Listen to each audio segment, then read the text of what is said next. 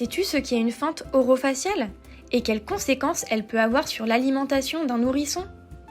La fente orofaciale, aussi couramment appelée fente labiopalatine, est une malformation de la face qui touche un enfant sur 700 en France.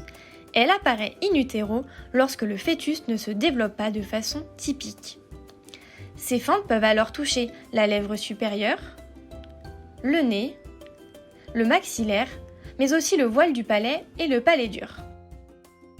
Ces fentes peuvent avoir de nombreuses conséquences sur le langage, l'audition, mais aussi sur l'alimentation.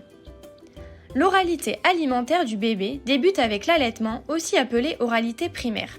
Puis, autour des 4-6 mois, on parle d'oralité secondaire avec le passage au purée et à la cuillère.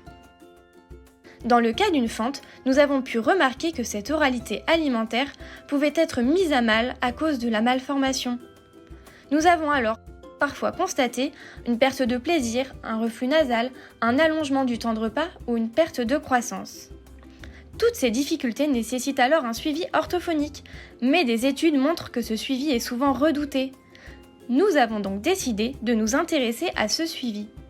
Pour cela, nous avons interrogé 47 parents sur les difficultés qu'ils rencontraient au quotidien et sur leurs besoins. Nous avons alors remarqué que les difficultés existaient que ce soit au moment de l'allaitement ou de la diversification et peu importe le type de fente. Les parents ressentent le besoin d'être accompagnés très précocement, parfois même avant la naissance. Puis, nous avons interrogé 57 orthophonistes pour connaître leurs appréhensions.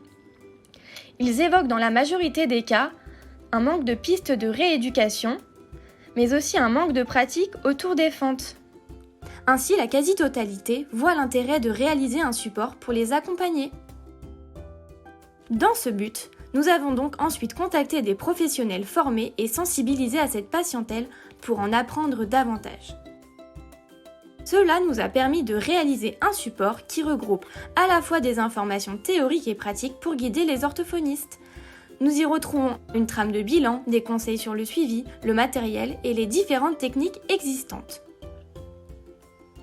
Ce support a pour objectif que les orthophonistes se sentent davantage à l'aise et donc que les nourrissons bénéficient d'un suivi précoce. Bien entendu, pour ces nourrissons, la prise en soin ne s'arrête pas à l'orthophonie. Un suivi pluridisciplinaire est primordial, notamment via le réseau MAFAS qui est un acteur incontournable. La première journée nationale des fentes qui a eu lieu cette année montre bien la volonté de reconnaissance de ces patients et encourage à poursuivre ces recherches. Merci d'avoir regardé cette vidéo et n'hésite pas à liker.